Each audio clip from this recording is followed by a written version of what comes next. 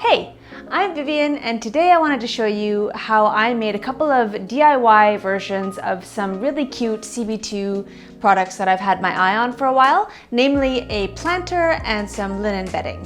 Let's dive right in. So this is the planter I want to make from CB2, and I picked up this clay from Michael's. It's 1 pound of beige colored Craft Smart polymer clay, which you bake in the oven. Hopefully it's enough. And I picked up this glass oven proof dish, which we're going to use as a base. So here I'm just conditioning the clay and rolling it into a flat piece that I can wrap around the jar. This particular clay is super easy to work with straight out of the package, so I'd really recommend it.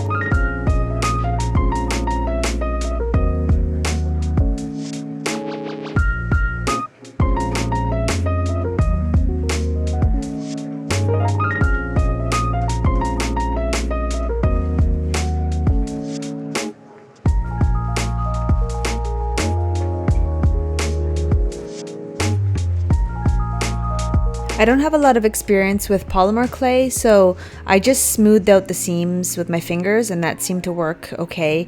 And then for any air bubbles, I was using a box cutter to pop the air bubbles and get the air out that way.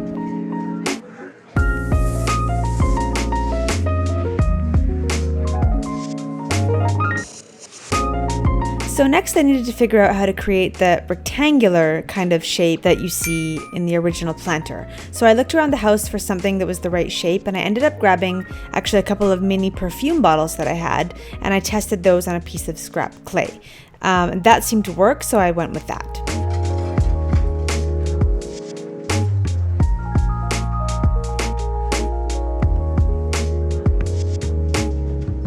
And next, all I needed to do was stamp all the way along the whole planter.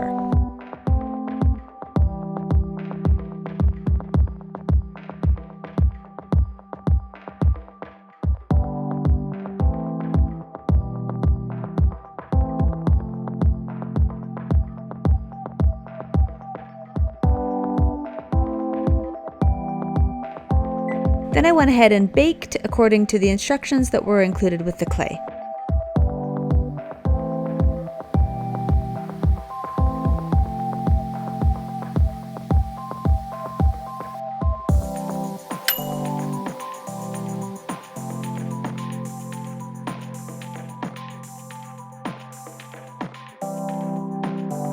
To be honest, the color of the original clay wasn't bad at all. It was actually pretty similar to the original CB2 planter, but there were some spots where I had applied the clay a bit too thin and the glass was showing through, so I wanted to cover that up. I'm just using a leftover sample pot of regular latex paint, but you could use acrylic paint if you had that instead. I let the base paint dry, and then I diluted some acrylic paint and painted a super watery layer to try and mimic the look of a ceramic glaze.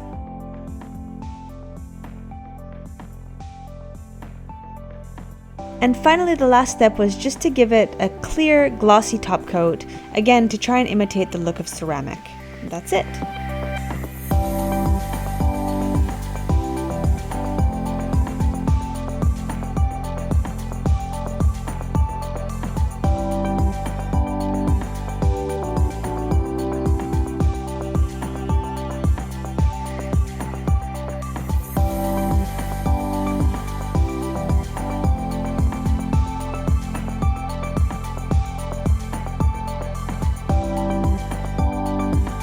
For the next DIY, I was inspired by CB2's linen bedding. I've been drooling over bold linen bedding for such a long time. I just love the wrinkly bed look. It looks super cozy. But like most linen bedding, it's pretty expensive.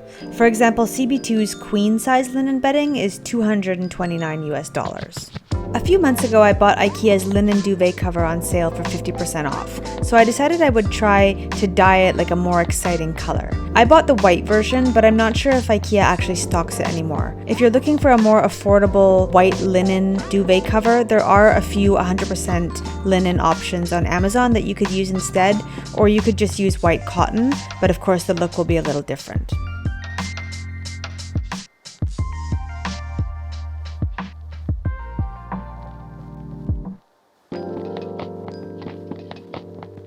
The first step was to weigh the fabric so that I'd know how much dye and how much water I'd need to use. I used my kitchen scale. First I weighed the empty container, then added the dry fabric to it. Then I just subtracted the weight of the container from the final weight. I washed the fabric and left it just wet in the tub while I prepared the dye bath. The fabric needs to be able to move freely in the dye bath, so I bought a huge 60-liter plastic bin from the home hardware store and I used that. The water is supposed to be ideally around 140 degrees Fahrenheit, so like hot enough to release steam.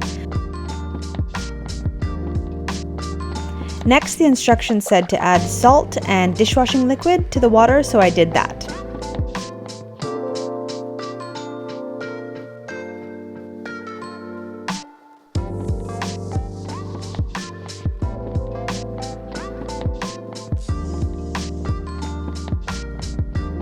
Then I went ahead and added the dye. I used 2 bottles of tangerine and 1 bottle of cherry red. To be honest, they weren't the exact colors that I wanted, but that's all my local craft store had in stock, so I just went with it. According to the dye instructions, it turns out I needed around 2 or 3 bottles of dye and about 50 liters of water for the amount of fabric that I was dyeing.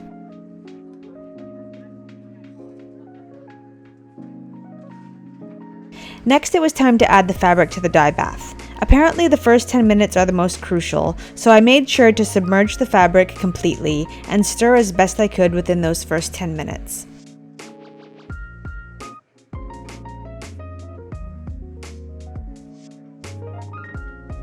After the first 10 minutes, I just sat and stirred occasionally for another 30 minutes or so.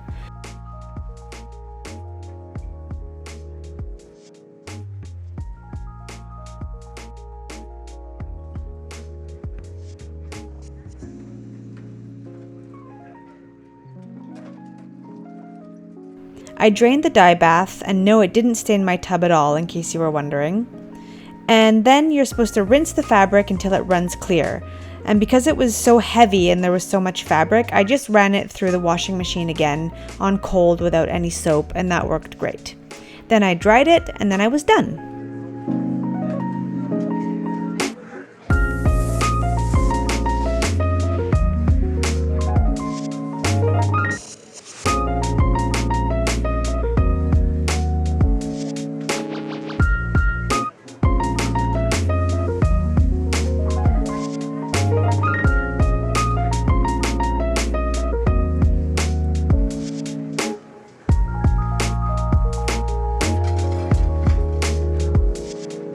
Thank you so much for watching, and if you like this video, don't forget to like and subscribe, and I will see you next time. All right, thanks. Bye.